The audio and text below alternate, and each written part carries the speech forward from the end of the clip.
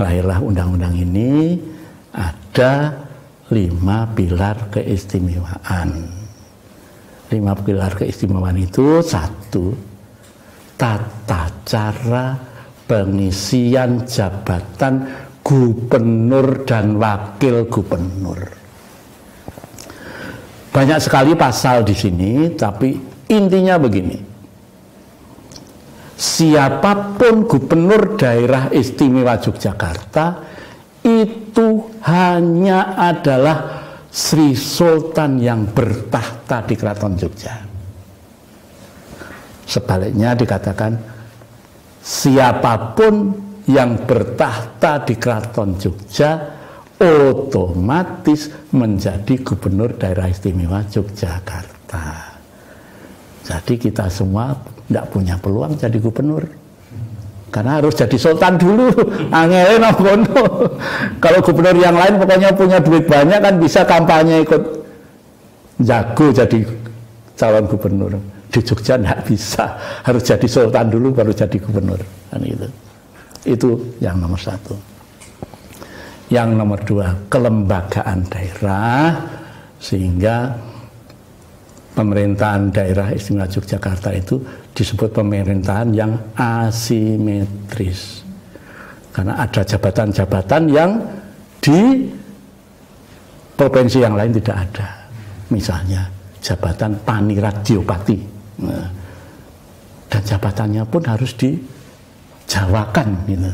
Paniradiopati kan tidak ada dalam bahasa Indonesia. Itu adalah sekda keistimewaan. Jadi ada 2 sekda, sekda yang umum dan Paniradiopati itu sekda keistimewaan. Dan semuanya pakai bahasa Jawa. Misalnya Dinas Kebudayaan, Kundo Kabudayan, dan sebagainya. Tapi waktu itu saya juga ikut nyusun gitu, nama-nama itu. Tapi begitu terbentur Kepala Dinas Pemberdayaan Perempuan, saya bingung, dijawakan itu jadi porno gitu. Otak-atik ini kok bahasa Jawanya pemberdayaan perempuan itu pambudidaya wanita. Loh, kok jadi mucikari ya gitu. Nah, saya nggak berani sama teman saudara. Wah, kalau dereng sakit pun Jawa akan saudara. Napa? Ah, ini kok setunggal nih kok pemberdayaan perempuan. Kok langsung basa Jawi ini pun kok pados kamus basa Jawi namung kepanggih pambudidaya wanita. Ah, kok dados mucikari to saudara. Kok saudara ketawa terbahak-bahak bacakan ya wis Indonesia sik wae kan. Nah itu semua di bahasa Jawa kan. Malah sekarang taknimnya para kepala dinas kan sudah pakai tulisan Jawa. Kita kelembagaan daerah, dan sekarang juga termasuk kecamatan, kelurahan itu pakai istilah Jawa. Kecamatan jadi kapanewon, untuk desa, untuk kota kemantren, jabatannya penewu dan mantri kalau kota.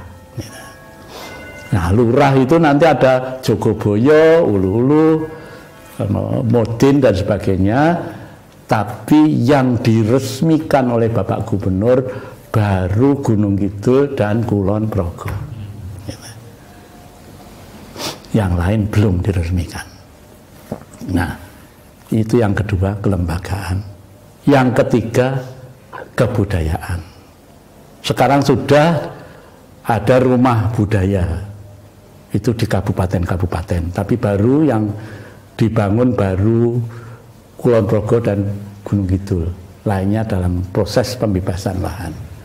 Tapi sudah ada desa budaya 56 desa dan sebagainya. Itulah bidang kebudayaan. Kemudian bidang pertanahan mulai diatur, pertanahan mana yang sultan ground, mana yang milik rakyat, itu sudah mulai diinventarisasi, dikuatkan dengan sertifikat.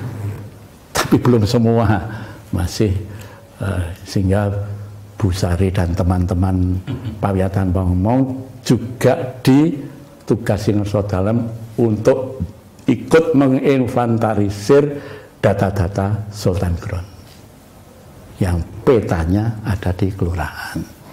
Juga tata ruang ini ada 18 ruang strategis. Satuan ruang strategis yang sudah ditetapkan gubernur. Ada 18, antara lain alun-alun, Keraton Jogja, Pakualaman, Gunung Api Purba, gitu, dan sebagainya, gitu. Lava Bantal, gitu, dan sebagainya. Itu ada 18, semuanya ada di sini dengan gambar-gambarnya. Itulah keistimewaan 5 keistimewaan ini. Tapi kemudian pada tahun 2015 terjadi ontran-ontran di Jogja, di mana pendapat masyarakat Jogja terbelah dengan adanya Undang-Undang Keistimewaan pasal 18 ayat 1 huruf M, di mana jelas terkandung maksud daripada pasal 18 ayat 1 huruf M yang mengatakan bahwa calon gubernur harus mengisi riwayat istri, anak, dan saudara kandung. Padahal Keraton Jogja ada yang saudara bukan kandung toh. Iya toh? Karena istrinya kan banyak, Sultan Hamengkubuwono IX dan itu. Nah, sehingga kemudian dengan ontran-ontran itu sampai di Mahkamah Konstitusi, sehingga kemudian disidangkan oleh Mahkamah Konstitusi tentang pasal 18 ayat 1 huruf M. Ya.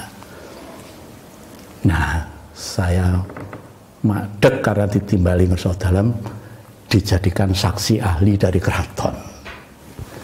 Nah, ceritanya saya berdiri di mimbar jadi saksi ahli, disumpah oleh 9 hakim agung, hakim Mahkamah Konstitusi secara Kristen. Mohon maaf, saya Kristen ya.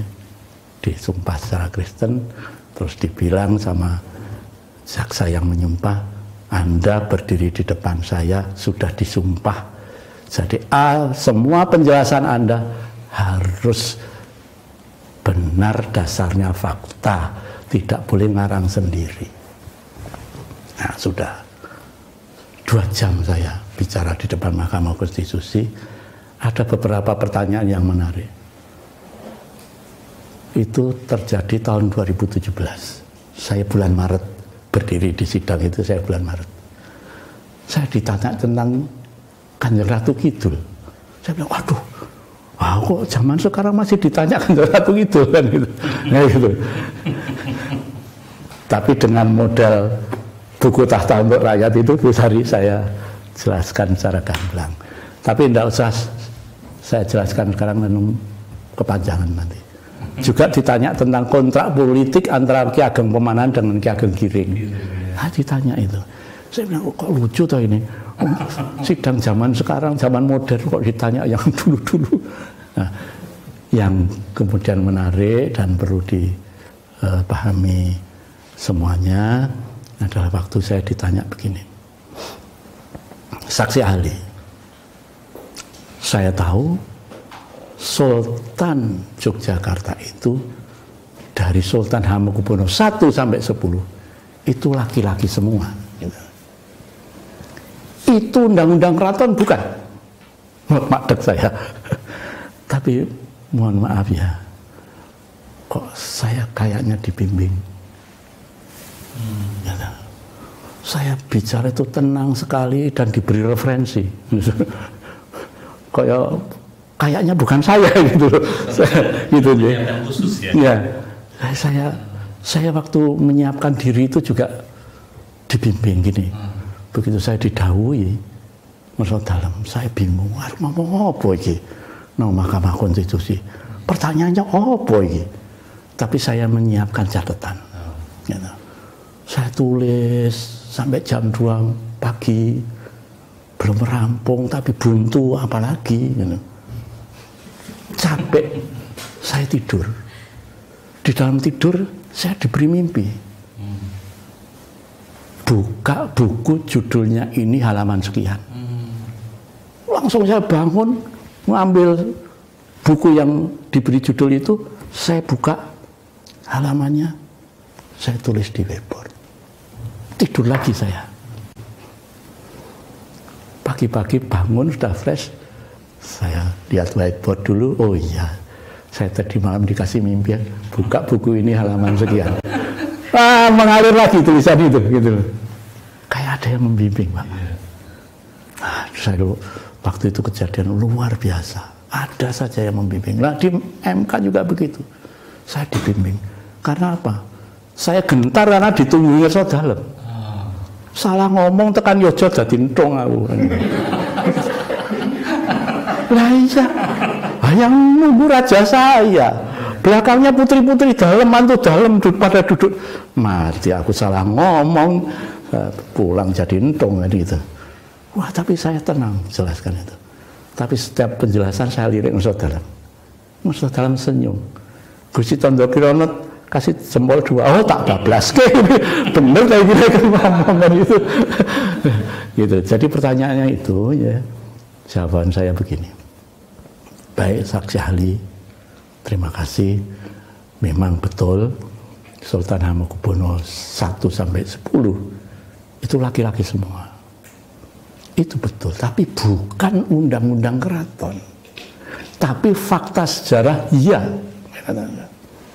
Mohon dipahami, Sultan Hamengkubuwono 1 sampai 8 sistem pemerintahan keraton monarki absolut.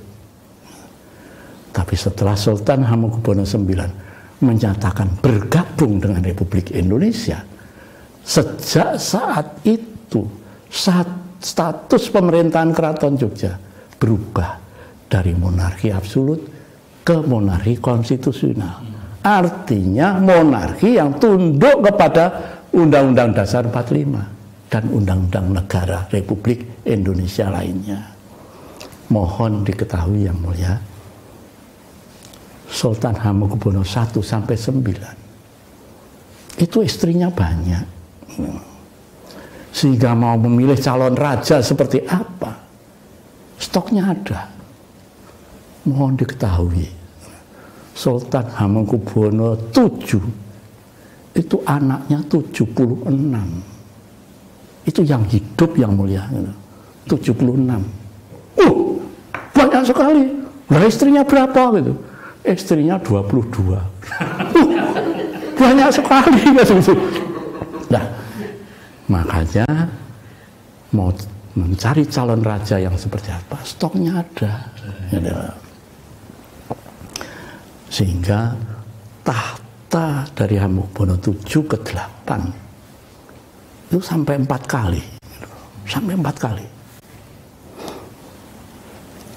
Nah, tetapi yang mulia, si Sultan Hamengkubuwono 10 ini hidup di zaman modern, hidup di zaman bahwa Sultan itu adalah gubernur yang harus menjadi toladan rakyat, yang menjadi contoh dan mensejahterakan rakyat. Nah, sehingga beliau mengatakan, jadi Sultan itu tidak perlu istri banyak, 1 cukup, karena ingin memberi contoh pada rakyat Jogja. Nah, yang mulia, kalau seandainya tahta Keraton Jogja itu dalam Undang-Undang Keraton harus laki-laki, tangan saya nunjuk beliau, nunjuk Sultan, mudah bagi beliau kawin lagi sampai dapat anak laki-laki, karena Undang-Undang Keraton mengizinkan istrinya banyak, gitu. Kawin sampai dapat anak laki-laki. Kalau itu menjadi undang-undang. Tapi karena itu bukan undang-undang, beliau mengatakan menjadi sultan itu adalah sosok, bukan jenis kelamin. Sosok, bukan jenis kelamin. Yang penting menjadi sultan yang sekaligus gubernur itu harus sosok yang mampu mengayomi rakyat Jogja, melindungi rakyat Jogja, dan memberikan kesejahteraan bagi rakyat Jogja. Dan itu sekali lagi bukan jenis kelamin, ya, tapi sosok. Oke, saya ngerti penjelasan Anda, gitu. Katanya Profesor Maria Farida. Ya, itu langsung nyamber pertanyaan berikutnya, gitu. Oke, saya ngerti penjelasan Anda. Nah, sekarang saya tahu Anda itu juga senang menulis tentang keraton, tentang sejarah keraton, senang membaca. Pernahkah Anda menemukan sebuah dokumen, sebuah surat keputusan asli resmi, secara kertas apapun yang itu resmi, yang menyatakan sultan itu harus laki-laki? Nah, saya mengatakan, baik Yang Mulia, saya sudah lebih dari 10 tahun menjadi abdi dalam, dan selama ini pula saya tidak pernah menemukan sebuah dokumen pun yang menyatakan sultan itu harus laki-laki. Tapi justru Yang Mulia, saya menemukan sebuah dokumen yang ditulis sendiri oleh Sultan Hamengkubuwono V. Kata-kata beliau ini begini: seyogianya Sultan Yogyakarta itu adalah laki-laki. Akan tetapi apabila sultan yang bertahta tidak mempunyai anak laki-laki dan hanya mempunyai anak perempuan, maka anak perempuan tersebut berhak menjadi sultan. Wah, sama wah gitu, yang pada nonton tuh, loh, katanya Pak Arief Hidayat waktu itu ketua MK, apa yang Anda katakan ada buktinya? Saya belum pernah tahu itu. Gitu. Ada Yang Mulia, boleh saya pinjam? Saya penasaran, mau baca. Saya tunjukkan, ambil tas saya, ini Yang Mulia. Boleh saya pinjam? Memang saya bawa dari Jogja untuk saya serahkan ke Yang Mulia. Geger itu MK itu. Geger itu MK. Saya keluar dari sidang itu dikeroyok wartawan, banyak tentang bukti itu. Saya sampai Jogja, kerangkring telepon ke rumah, ya tanya itu, bahwa memang dokumen itu ada, bahwa sultan itu tidak harus laki-laki, perempuan bisa. Dan akhirnya putusan MK nomor 088, dan putusan MK itu bersifat tetap dan mengikat, tidak boleh lagi digugat, ya kan? Bunyinya kan begitu. Putusan MK itu kan bersifat tetap dan mengikat, ya, Bu Sari, ya? Final, ya. And binding, ya. Nah itu bersifat tetap dan mengikat, sehingga akhirnya dalam sidang itu kita menang. Ya. Saya lagi nderek King Sodalam keluar masuk pasar Beringharjo, nderek King Sodalam Gusti Kanjeng Ratu Mas. Saya ditelepon Gusti Condro Kirono, kita menang Romo, gitu. Kita menang gitu. Oh yes, Mbah Nuwun, kita menang gitu. Nah itu, jadi nah, putusan MK itu intinya saja bahwa untuk jabatan gubernur itu perempuan boleh menjabat sebagai gubernur daerah istimewa Yogyakarta. Berarti menghapus pasal 18 ayat 1 huruf M. Adapun tahta kerajaan diserahkan sepenuhnya kepada kebijaksanaan sultan yang bertahta. Dan pemerintah Republik Indonesia tidak mempunyai hak untuk campur tangan menentukan tahta. Itu putusan MK. Jadi itulah yang harus kita ketahui bersama. Karena sekarang bisa enggak ya sultan perempuan ini. Bisa, putusan MK sudah jelas kok. Ya. Tapi semuanya itu diserahkan pada ngesot dalam yang sekarang jumeneng, yaitu ngesot dalam ke-10 ini kan gitu. Siapa yang dikehendaki beliau? Kita semua kan belum tahu. Tapi dari dawuh raja, jadi setelah kan tanggal 30 April 2015 ada Sabda Raja. Terus tanggal 5 Mei ada dawuh raja, di mana gelar Gusti Kanjeng Ratu Pembayun diberikan gelar baru sebagai Gusti Kanjeng Ratu Mangkubumi Hamemayu Hayuning Bawana ing Mataram. Nah, dalam upacara di Bangsal Manguntur Takir, itu tempat pengobatan raja-raja Jogja, Gusti Mangkubumi yang semula Gusti Pembayun dilantik dengan nama baru Gusti Kanjeng Ratu Mangkubumi Hamemayu Hayuning Bawana ing Mataram. Kemudian beliau dipersilahkan oleh Ngerso Dalem duduk di Selo Gilang. Selo Gilang pertanda itulah putra mahkota. Karena hanya putra mahkota yang diizinkan duduk di Selo Gilang kan gitu. Nah, beliau duduk di sana. Berarti kami yang tahu peraturan atau paugeran keraton, oh, wis dadi putra mahkota atau iki kan gitu. Tapi secara resmi dijelaskan pada masyarakat belum gitu. Tapi kalau melihat tradisi, Gusti Mangkubumi sudah duduk di Selo Gilang, berarti itulah calon sultan berikutnya. Walau alam kalau gitu aja, karena kita belum tahu semuanya itu atas keputusan dawuh Ngerso Dalem yang bertahta kan gitu.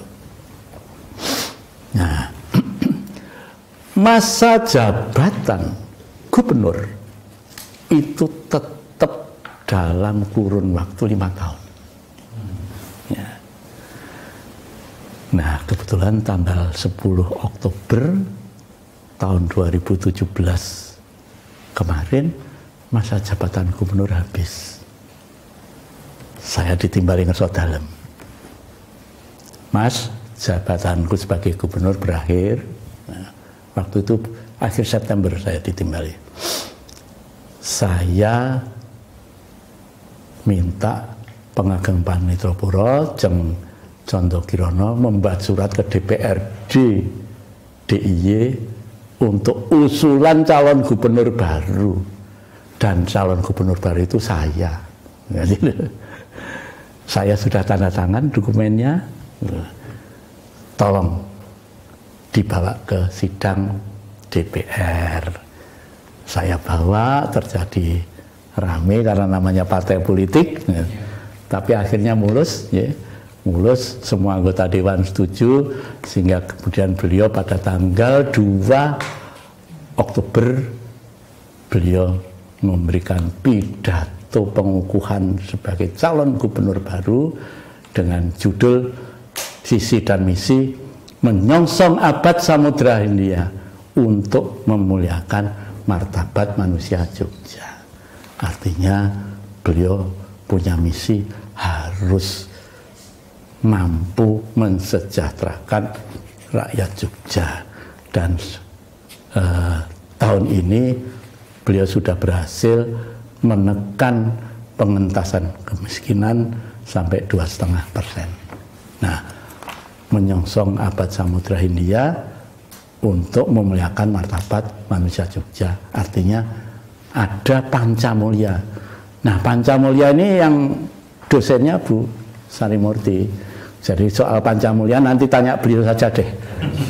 Karena dosennya beliau tentang Pancamulya itu. Nah, menyongsong abad Samudra India, intinya kiblat pembangunan daerah istimewa Yogyakarta ke selatan. Ke Gunung Kidul, Bantul, Kulon Progo. Yang panjang pantainya 128 km. Sehingga dalam waktu dekat ini akan dibangun pelabuhan samudra di Tanjung Atikarto. Dan nanti berikutnya adalah di Gesing sama Sadeng, Gunung Kidul. Itulah beliau mengatakan hendaknya pantai selatan itu dijadikan halaman depan rumah kita. Sehingga nanti yang banyak diberikan dana pembangunan adalah Gunung Kidul, Bantul, Kulon Progo. Sleman dan kota hanya sebagai penunjang saja, kan gitu. Nah, mungkin intinya itu, Bapak Ibu. Ya, monggo kalau ada pertanyaan-pertanyaan saya persilahkan. Yang saya bukan. Tadi kita sudah mendengar bersama Bapak-bapak dan Ibu, para mahasiswa baru terkait dengan bagaimana peran Sri Sultan Hamengkubuwono IX, perjuangan beliau untuk merawat bayi NKRI. Dan kita juga sudah mendengar penjelasan terkait dengan bagaimana peran Sri Sultan Hamengkubuwono X dalam mengukuhkan posisi Jogja sebagai daerah istimewa melalui hadirnya produk hukum yaitu Undang-Undang Nomor 13 Tahun 2012. Ya. Tapi barangkali mungkin perlu juga diketahui para mahasiswa. Tadi kalau soal Sultan tidak berpoligami sudah diceritakan. Yeah. Tetapi sebelum beliau dinobatkan sebagai seorang raja, beliau kan pernah diminta berjanji pada Sinuwun IX yang disebut dengan Ponco Prasopo.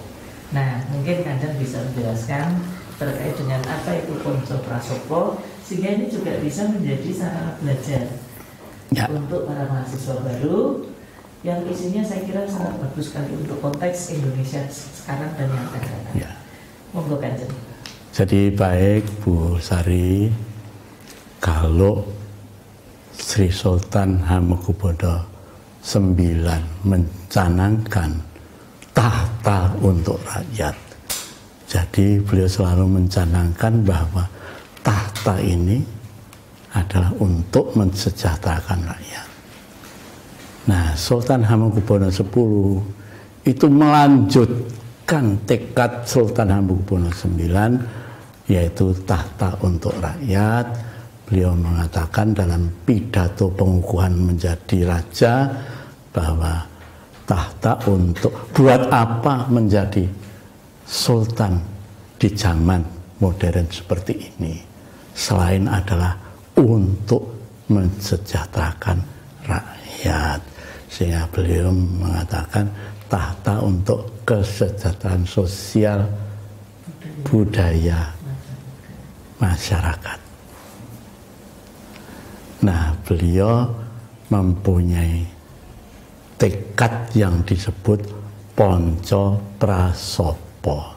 5 tekad yang tadinya berjanji melanjutkan kepemimpinan yang sudah dijalankan Sultan Hamengkubuwono IX itu sebenarnya janji pribadi, tapi kemudian diucapkan di depan umum pada waktu penobatan yang merupakan janji kepada rakyat Jogja yang disebut Ponco Prasopo.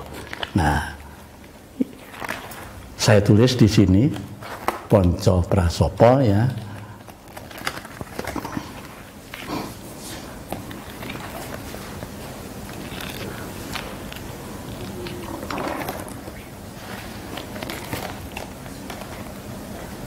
Yaitu judulnya Tahta untuk Kesejahteraan Sosial Budaya Rakyat.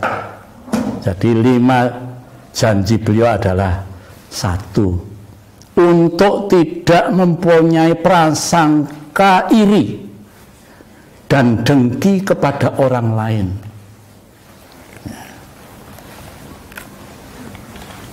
Yang kedua, untuk tetap merengkuh orang lain, biarpun orang lain itu tidak senang. Yang ketiga, untuk tidak melanggar paugeran negara. Tidak melanggar hukum. Paugeran itu kan undang-undang hukum. Ya. Yang keempat, untuk lebih berani mengatakan yang benar itu benar dan yang salah itu salah. 5, tidak mempunyai ambisi apapun selain untuk mensejahterakan rakyat. Itulah 5 janji beliau yang diucapkan dalam pidato Jumenengan Dalem. Ya. Itu Bu Sari intinya. Ya. Ponjo Prasopo itu. Ya. Terima kasih Kanjeng. Saya kira janji ini juga yang pernah disampaikan pada saat beliau didamu oleh Sinuwun IX. Iya. Iya. Sebelumnya kan beliau waktu itu kan masih belum Ageng Asmo sebagai Sirsoban karena memang belum dinobatkan sebagai putra mahkota. Ya. Lalu Asmonya kan masih Pangeran Mangkubumi. Pangeran Mangkubumi. Ya. Lalu kemudian Sinuwun IX penandamu, apakah mau berjanji dengan saya gitu. Yeah. Nah, janjinya lalu 5 ini. Yeah. Dengan berjanji ini maka aku akan menyertai kamu sampai kapanpun. Iya. Yeah. Tapi kalau melanggar janji ini jangan bertanya. Artinya jangan menanyakan aku ada di mana. Yeah. Artinya tidak akan didampingi dan tidak akan disertai oleh Sinuwun IX. Iya. Ayahandanya. Iya. Jadi betul Bu Sari, makanya beliau mengatakan tadinya janji itu janji pribadi di depan ayahandanya yaitu Sultan Hamengkubuwono IX. Tapi kemudian janji itu diucapkan di depan masyarakat pada waktu beliau dinobatkan menjadi raja, sehingga menjadi janji kepada masyarakat Jogja kan gitu. Yang tadinya janji pribadi gitu. Gitu.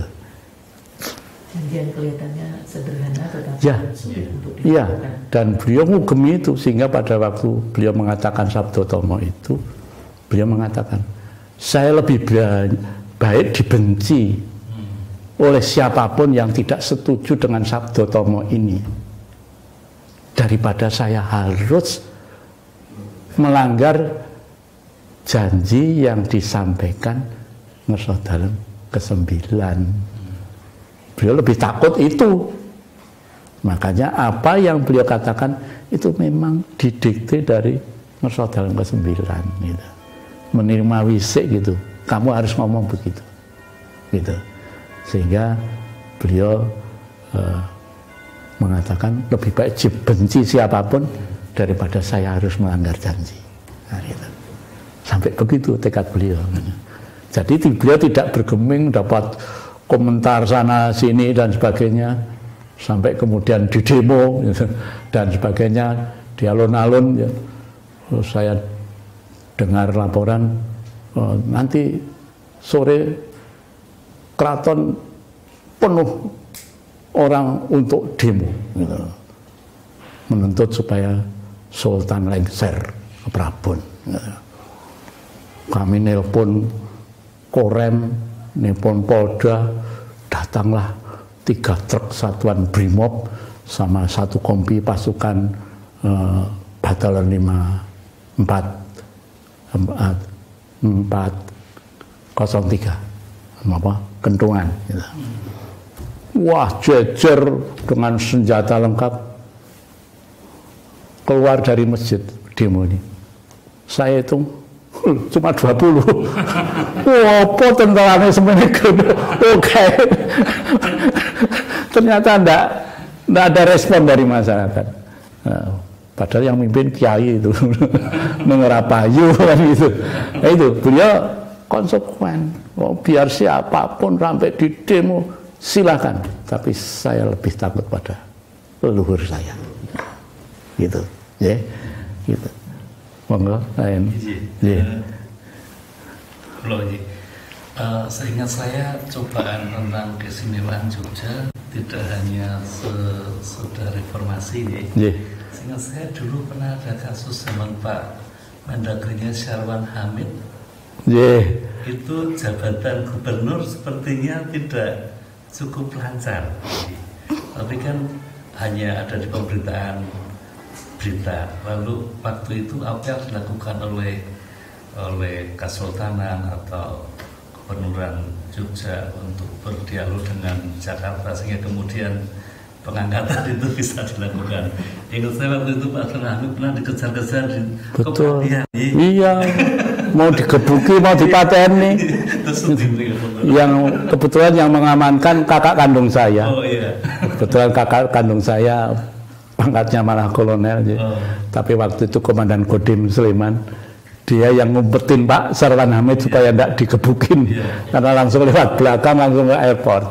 Ya, tetapi peristiwa ini ya menjadi pembelajaran kita semua aja bahwa tidak begitu saja bisa mengamandir apa yang sudah menjadi keputusan Bung Karno, gitu, bahwa Jogja dinyatakan sebagai daerah istimewa, bahwa jabatan gubernur hanya boleh sultan bertahta, kan gitu. Kok Ardium termasuk, mohon maaf, kakak saya itu sudah diusulkan oleh Angkatan Darat untuk menjadi calon gubernur, gitu. Wah, kakak saya mencam-mencam, mau lawan karo rajamu dhewe, gitu. Tapi sudah tertulis diusulkan oleh Angkatan Darat untuk menjadi calon gubernur. Nah, seperti itu, nggak ngerti mereka bagaimana roh keistimewaan itu. Tetapi rakyat Jogja ini kompak menjaga Jogja ini tetap istimewa karena paham, gitu. Makanya itu ya mohon juga nanti para dosen menyebarluaskan bagaimana makna keistimewaan ini bagi seluruh masyarakat Jogja, terutama kaum milenial yang mungkin banyak yang kurang paham, sehingga ada pepatah mengatakan di mana bumi dipijak, langit dijunjung. Anda bawa budaya dari daerah kalian ke Jogja, silahkan. Tapi selama di Jogja ya disesuaikan dengan kultur masyarakat Jogja. Jangan yang di sana dibawa ke sini, ya nggak cocok. Tapi jangan sampai juga budaya yang dibawa dari daerah menjadi luntur. Pulang ya tetap budaya daerah itu, tapi sudah mendapat sangu budaya Yogyakarta itu seperti ini. Nah, sehingga keistimewaan itu harus selalu terjaga dengan baik. Misalnya bahwa ada kebanggaan dunia tentang the city of philosophy, itu harus dijaga. Jangan sampai kemudian Malioboro kumuh, nanti filosofinya kok malah Malioboro kumuh, kok malah pohon-pohonnya ditebang.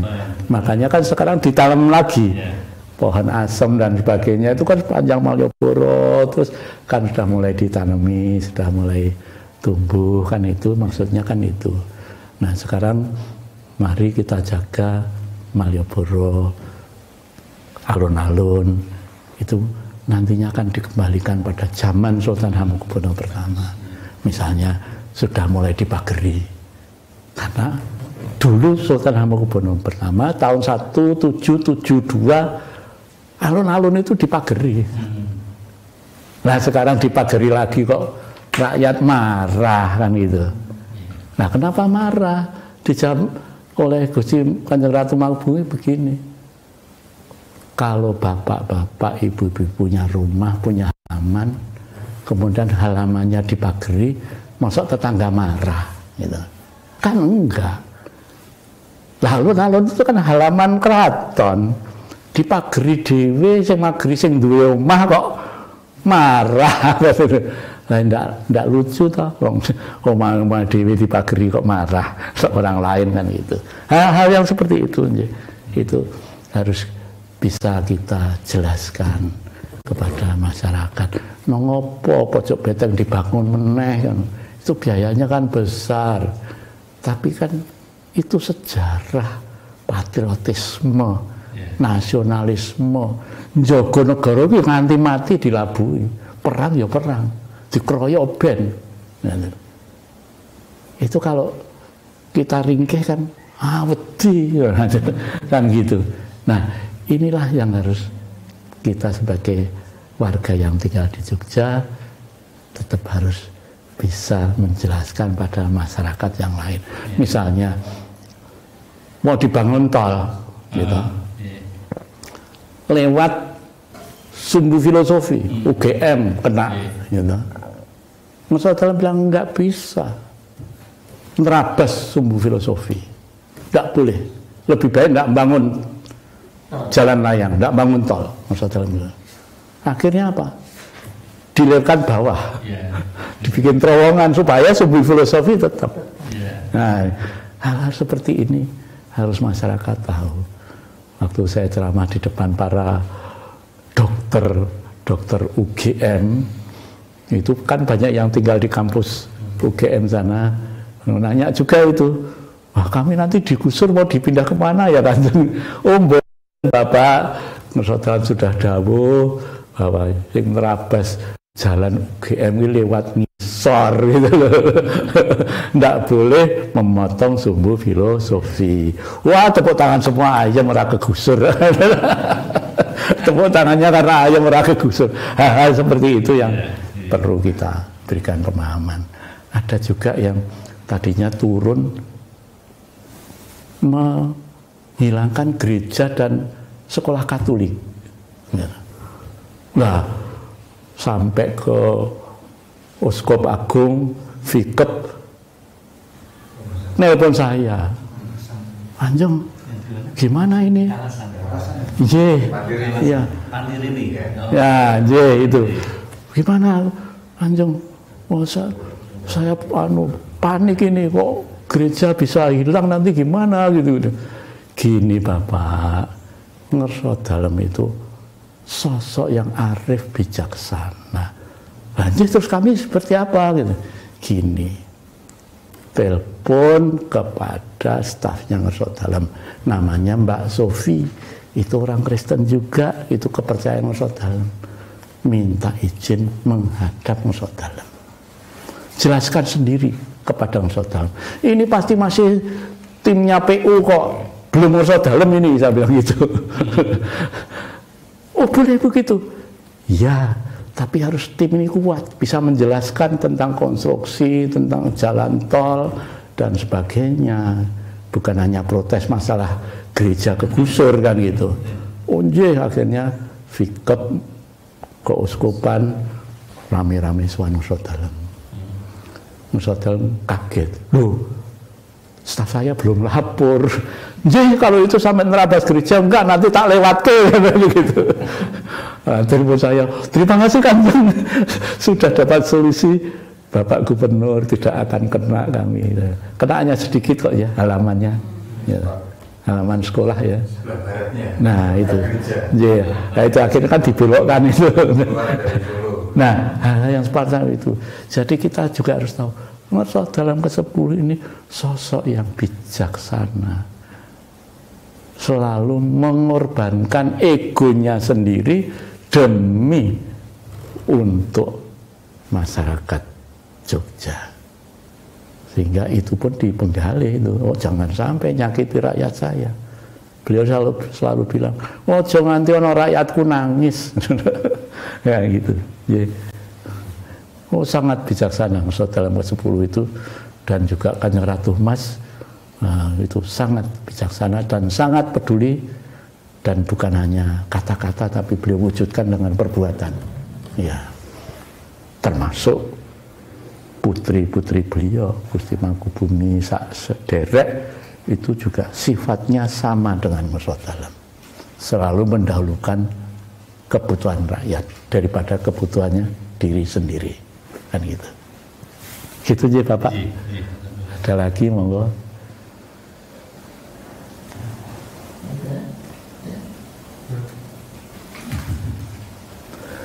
Setunggal malih. Nggih, monggo. Ngaten Mas, saking sejarah ingkang panjang nih. Itu kan di Kesultanan Jogja banyak muncul tokoh-tokoh seperti HP2 juga kuat, Pangeran Diponegoro, yang HP9, HP10 ini. Itu apakah ada sebagai kaitan dengan keistimewaan itu nanti para mahasiswa yang datang dari mana-mana ini, apakah ada di dalam keraton itu tata cara untuk menyiapkan generasi yang akan datang untuk pergantian kepemimpinan sehingga kemudian selalu melahirkan orang-orang yang siap untuk menyongsong zamannya. Ya. Apakah itu juga dikaitkan dengan misalnya ajaran-ajaran di dalam keraton sendiri, baik yang ditulis atau yang sudah menjadi norma, dan bagaimana menyongsong tadi peradaban milenial yang baru tadi ke depan menyongsong zaman yang baru tapi tidak melupakan tradisi sendiri. Itu selama ini di dalam keraton bagaimana menyiapkan SDM ke depan, karena Jogja kan bukan hanya provinsi tapi ini kan monumen nasional yang hidup sebenarnya. Karena tanpa si ibu ini Indonesia tidak ada. Maka nguri-nguri Jogja sebenarnya juga nguri-nguri ibu Indonesia. Dan itu tergantung para pemimpin yang akan datang. Jadi terus mungkin dalam kasanah persiapan keraton selama ini antar sejarah itu dilakukan. Baik. Jadi keraton Jogja ini unik. Siapa yang dapat wahyu keraton, itulah yang menjadi sultan. Dan yang tidak mendapat wahyu keraton itu tidak lama. Ya. Sehingga Ngerso Dalem sekarang Jumeneng itu sudah puluhan tahun, berarti beliau mendapat wahyu keraton. Nah ini contoh. Ngerso Dalem ke-7 itu sudah ada kontrak politik karena permaisurinya 2. Janjian ini Ngerso Dalem dawuh pada 2 permaisuri. Sing ngganti tahtaku ming anake Kanjeng Ratu Mas. Jadi ada 2 permaisuri, Kanjeng Ratu Mas dan Kanjeng Ratu Kencono. Tapi beliau sudah menetapkan pengganti saya hanya anaknya Ratu Mas. Berarti Ratu Kencono tidak boleh menjadi sultan, anaknya Ratu Kencono, kan gitu. Nah kebetulan putranya Kanjeng Ratu Mas itu 4 laki-laki semua. Tapi justru si bungsu namanya Gusti Raden Mas Sujati. Ya. Itu pada waktu umur 15 tahun itu mendapat wahyu. Beliau itu selalu khusyuk ya. Dalam agama beliau taat khusyuk. Suatu malam itu ada sinar dari timur jatuh ke pangkuan beliau dan ada suara, anakku kamulah besok yang bertahta di sini. Kaget beliau, wah enggak mungkin, saya ini bungsu. Nah, abdi dalam yang dereke dipesan jangan bicara dengan siapapun karena ini keraton geger, aku ini bungsu. Nah akhirnya Sultan Hamengkubuwono VII ini ingin melantik putranya menjadi sultan waktu beliau masih sehat. Nah, sehingga kemudian beliau ya ngambar rukmo supaya nanti kalau sudah dilantik putranya menjadi sultan ke-8, beliau pindah tidak tinggal di keraton tapi di Ambarukmo gitu, supaya tidak ada double sultan nanti walaupun sudah lengser, tapi kalau masih tinggal di keraton itu nanti kepemimpinan putranya menjadi tidak utuh gitu. Dilantiklah putra pertama, namanya Gusti Bandara Pangeran Haryo Ahadiat. Dilantik menjadi putra mahkota, bergelar Kanjeng Gusti Pangeran Adipati Arya Hamengkuregara Sudibyo Putra Narendra Mataram. Hari ini dilantik dalam keadaan sehat, segar bugar, mendadak meninggal. Masgul beliau, waduh. Ya sudah, bagaimana sudah meninggal. Anak yang nomor 2 namanya Gusti Bandara Pangeran Jumina. Dilantik menjadi putra mahkota. Begitu dilantik, nggak berapa lama gila, hilang ingatan. Wah. Sudah dibawa berobat kemana-mana, makin gila, tidak sembuh-sembuh. Akhirnya Sultan mengatakan, tidak mungkin menjadi Sultan kok gila, kan gitu. Nah, langsung beliau ganti dengan anak yang nomor 3, Gusti Bandara Pangeran Putra bergelar Gusti Bandara Pangeran Haryo Purboyo. Gusti Pangeran Purboyo ini sangat mencintai adik kandungnya, yaitu Gusti Raden Mas Sujati yang bungsu tadi itu, sangat mencintai.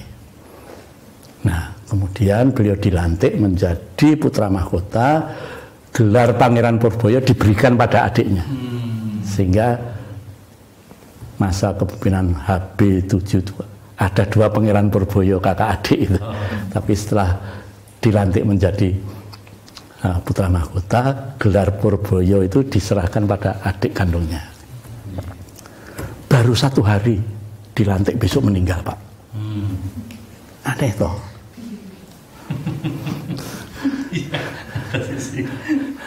Akhirnya dilantiklah anak terakhir ini, yang dapat wahyu ini, dilantik dari Pangeran Purboyo, dilantik menjadi putra mahkota, baru kemudian sehat, tidak ada halangan, dinobatkan bagi Sultan Hamengkubuwono VIII. Itulah yang tidak mendapat wahyu kuat, gitu. Hanya yang dapat wahyu yang kuat. Nah gitu. Iya, unik gitu loh. Kok iso 4 orang, kok 3 ini meninggal semua gitu. Bukan meninggal yang satu gila. Ya. Kok iso terus gila, wong tadinya seger buger kok terus gila kan itu. Ini karena tidak dapat ora kedunungan wahyu, kalau orang Jawa bilang kan gitu. Nah, ternyata yang kedunungan wahyu yang nomor 4 ini. Itu menjadi Sultan Hamengkubuwono VIII. Nah, para sultan ini selalu memberikan piwulang kepada calon penggantinya. Sultan Hamengkubuwono VIII waktu mempersiapkan Sultan Hamengkubuwono IX itu punya piwulang agung Hastobroto. Nah, yaitu 8 karakter para dewa. Nah, itu. Hastobroto itu yang diwulangkan. Sok nek mimpin ngene. Nah, akhirnya Sultan Hamengkubuwono IX kan disekolahkan ke Belanda. Setelah beliau mulai sakit-sakitan, dipanggil pulang untuk segera dinobatkan. Sudah mau meninggal karena sudah tidak kuat. Beliau berdoa pada Tuhan, Tuhan, berilah saya umur untuk bisa melantik anak saya Doro Jatun menjadi raja. Tolong saya diberikan hidup sampai Jatun saya lantik, monggo silahkan nyawa saya diambil. Begitu Sultan Hamengkubuwono IX dalam perjalanan dari Belanda pulang sekolah, Sultan Hamengkubuwono VIII menjemput itu pesan pada saudara-saudaranya, engko nek Jatun teko teko sing luwih tuwa tinimbang Jatun harus membungkukkan badannya. Sing luwih enom kudu nyembah. Engko Jatun sadurunge ketemu aku dandanana nganggo pakaian kebesaran. Udah dibusanani pakai pakaian kebesaran tanpa keris. Nah, setelah sowan ke Dalam ke-8 di Sematrakah keris Kanjeng Kiai Joko Piturun. Begitu disematkan, itu sesungguhnya tongkat estafet sudah diberikan. Nah, langsung pulang di kereta api sampai wates beliau wafat. Karena sudah lega, sudah melantik putranya kan gitu. Bukan ke Jakarta berarti. Waktu menyerahkan Kanjeng Kiai Joko Piturun itu di Jakarta, di Sumatera. Jadi waktu menghadap itu masih pelontosan, gitu, tidak pakai keris. Nah, disematkanlah Kanjeng Kiai Joko Piturun kepada Sultan ke-9. Setelah itu, yuk mulai ke Jogja sampai di Wates beliau wafat. Jadi waktu sampai Pandirapih itu beliau sudah wafat. Nah itu jadi feelingnya Sultan itu kuat sekali. Mohon maaf, Sultan Hamengkubuwono X itu teman saya main. Gitu. Kalau pulang dari sekolah, waktu itu kami masih SMP, pulang dari sekolah itu mesti naik sepeda. Oh, hidupnya sederhana sekali. So dalam Kaping Sedoso ini. Ya. Naik sepeda ke rumah saya, terus jalan kaki, mandi di Kaliwinongo. Nah, gitu. Karena rumah saya itu di belakang rumah saya itu Kaliwinongo gitu. Jadi mesti ngampiri saya. Maaf, mandi itu telanjang. Zaman biar udah duwe anu tuh pasukan pakaian renang enggak punya kan. Udah telanjang tuh mandi di sungai sepuasnya sambil celana dan bajunya dipepe di pohon pohon pring diseret-seret gitu. Selesai puas mandi, pakai baju lagi, jalan ngidul, nyolong tebu Madukismo. Padahal tebu itu ini nyolong kok seneng banget. Beda saya beda. Padahal kan milik beliau sendiri, ya dicolong dewe. Penjaga tebu ya rawani ngeleke wong iki. Putrane ngesodal wing songo kan gitu. Tapi beliau sejak kecil sudah dipersiapkan. Ya. Masa dalam ke-10 ini dari kecil sudah dipersiapkan. Diam-diam kalau ada acara kenegaraan mesti beliau yang diajak. Waktu jadi wakil presiden, kunjungan ke luar negeri dikenalkan. Jadi secara tidak langsung ini nanti yang ganti saya enggak. Keraton enggak pernah. Sultan ini calon pengganti saya. Ngerti dewi rakyat itu. Tapi yang jelas dalam ke-10 ini disiapkan. Diam-diam disiapkan. Diperkenalkan dengan relasi-relasi luar negeri. Ya. Sehingga beliau matang sebagai raja. Dan walaupun dulu teman sepermainan, setelah menjadi sultan jauh berbeda. Karena ini itu wahyu. Jadi pinter banget. Iya, saya itu ya jadi pinter banget. Saya itu, walah, kok saya ki beda ya, kok saya ki mumpuni gitu loh. Bicara itu saya kagum loh, bicaranya hebat ini. Wah, ini cocok kalau saya ceramah saya catat ini. Wah, untuk bahan ceramah saya. Tapi saya kagum. Dulu waktu masih main bersama saya, biasa kok. Bukan sosok anak yang menonjol super jenius, mboten. Tapi begitu menjadi raja, super jenius, pinter banget. Dan lantip ing panggraita itu yang tidak dipunyai orang lain. Lantip ing panggraita bisa melihat ke depan yang lebih jauh yang kita belum ngerti. Lalu sudah bicara gini, beberapa tahun kemudian kita sadar, oh iya, masa dalam biyen tahu ngendika ngene ya, saiki tenanan kan gitu. Kok tenang gitu. lantip ing panggraita. Itu kelebihannya seorang raja yang memang ketiban wahyu. Ning nek ora ketiban wahyu ya ora kuat kan gitu. Makanya jangan mimpi menjadi sultan nek ora bawa wahyu kan gitu. Jadi itulah sebagai contoh. Saya kenal betul pribadi beliau dari kecil. Waktu kecil manusia biasa seperti yang lain. Ya. Tapi memang adik kandung saya perempuan itu sekelas dengan beliau di SMA 6. Memang adik saya bilang, wah memang bukan soal pinternya di sekolah, tapi jiwa mau menolong orang lain. Ada teman perempuannya di tengah jalan sepedanya kempes, beliau langsung berhenti, beliau yang mompa. Jadi entengan beliau itu nolong orang, memang kadang-kadang dibantul.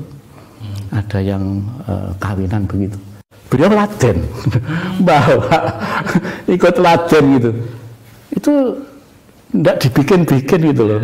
Memang kok bukan pencitraan, bukan pencitraan. Itulah sosok beliau yang saya kagumi. Artinya saya juga orang sekolahan gitu, tapi melihat beliau saya kagum, kagum. Luar biasa, hebat, dan pangandikannya itu selalu bisa kita jadikan pedoman, gitu. Karena selalu titis gitu. Makanya beliau pesan tadi, menungso itu kudu iso ngerti laku lan lakon. Nek yang laku dhisik ana spirituale kan, bukan hanya asal melangkah tapi harus ada lakunya gitu. Untuk jadi lakon ya. Makanya kemarin Bu Sari dan teman-teman dapat dawuh kudu niteni nggih. Niteni. Karena setelah niteni kudu nglakoni. Nah itu kudu niteni. Nah. Mungkin begitu Bapak. Monggo. Salah satu dari apa yang beliau sampaikan pada saat pidato visi misi gubernur yang pertama itu kan kita beralih dari among tani ke dagang layar. Pada saat itu kan dipahami dagang layar itu menjadi nelayan. Kemudian kalau kita melihat konteks sekarang, ternyata dagang layar yang dimaksud itu ya segala sesuatunya sekarang online. Layarnya HP.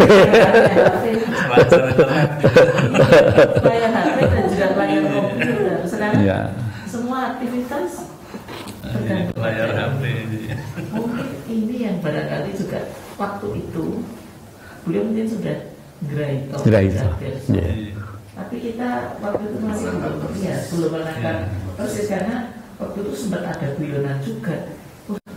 Saya kira ada kon dodol liwat gitu. Seluruh dari masyarakat yang waktu itu menanggapi apa yang beliau sampaikan pada saat pidato visi misi. Kami pedagang layar itu artinya ya dagang layar itu artinya mulai gitu. Sebetulnya yang dimaksud layar ini, layar HP, layar komputer, di mana semua aktivitas ya dagang sekarang melalui ini. Di dunia layar online. Kalau sekarang kuliah ya online kok. Termasuk transaksi membayar pun juga semuanya. Jadi barunan sekarang itu yang dimaksud. Saya kira itu hanya tambahan saja kan. Terima kasih Bu Sari. Makanya pesan beliau apa? Jadi menungso kudu lantip ing panggraita. Harus cerdas menangkap apa yang sedang terjadi. Lantip ing panggraita ya. Nah itu harus cerdas menyikapi. Ini orang hancur dewe kan itu. Harus mengantisipasi apa yang terjadi dan apa sikap kita. Kalian kan tunggal balik rasa. Iya, jadi segala sesuatu itu tidak selalu hanya diletakkan pada kemampuan secara kognitif saja. Tetapi yang penting bagaimana manusia itu juga bisa mengolah rasa. Apalagi kalau orang Jawa, rasa itu boleh tidur rasanya. Mungkin kalau secara logika itu masuk akal. Ternyata dari sisi rasa ini nggak bisa dijalankan. Gitu. Nah ini saya juga selalu ingat pesan beliau. Rasanya gitu, tidur kan gitu. Nah, apa yang dilakukan benar belum tentu benar. Ini saya kira mungkin juga kalau mahasiswa baru yang datang dari berbagai daerah berada di Jogja, mungkin melakukan sesuatu yang ada di lingkungan kos yang sebenarnya ada tulisannya nggak boleh, tetapi rasanya itu bagaimana kalau rasanya ini yang nggak pantas lah begitu. Itu mestinya tidak dilakukan. Nah ini yang saya kira juga perlu diketahui oleh mahasiswa baru, karena ini nanti menjadi bagian dari bagaimana dia berinteraksi dengan masyarakat, baik itu di lingkungan kos, di publik maupun juga di kampus. Harus saling menjaga, termasuk kalau bebas berpendapat itu memang apalagi dunia kampus ya. Tetapi kemudian kalau sampai unek-unek gitu. Gitu. Nah, memang harus berpendapat, tetapi bagaimana pendapat itu disampaikan secara sopan, tanpa harus menyakiti orang lain, menyinggung perasaan orang lain dan seterusnya. Saya kira belajar mengolah rasa tanpa harus mengurangi peran sebagai seorang intelektual muda ataupun juga seorang intelektual senior untuk mengemukakan apa yang menjadi gagasan, apa yang menjadi pemikiran dan lain sebagainya. Saya kira itu konsep cacahan pun. Dan dikit menambahkan apa yang disampaikan Rasul dalam yang ditangkap Busari itu, jadi pemimpin itu ojo piye apike ning sing penting piye benere. Hurung tentu sing apik iki bener. Tapi ini sing bener mesti apik. Itu. Ojo apike piye ning piye benere. Kami atas nama keluarga besar Universitas Atmaja Yogyakarta mengaturkan terima kasih yang sebesar-besarnya kepada Kanjeng yang telah berkenan memberikan bahasa Jawanya itu seserpan. Itulah buat saya lebih pas. Bekal pada para mahasiswa baru, sehingga para mahasiswa baru ini nanti yang ke depan diharapkan akan tampil sebagai pemimpin masa depan, itu memiliki bekal pemahaman tentang bagaimana menjadi seorang pemimpin. Di samping dia harus dibekali juga dari sisi ilmu pengetahuan yang dia pelajari di Universitas Atmaja Yogyakarta. Menjadi seorang yang memiliki intelektualitas baik, ilmu yang tinggi, akan tetapi tidak disertai dengan kehalusan budi, olah rasa. Itu tentu tidak akan membawa kebaikan dan kesejahteraan buat masyarakat. Oleh karena itu sekali lagi kami ucapkan terima kasih sebagai pada Kanjeng. Mudah-mudahan Kanjeng masih berkenan senantiasa berbagi kepada generasi muda khususnya yang ada di Atmajaya, dan kami tim mohon pamit. Suatu hari mungkin nanti akan sowan Kanjeng lagi, ngrepoti Kanjeng lagi. Monggo. Nggih. Matur sembah. Nggih. Terima kasih. Nggih.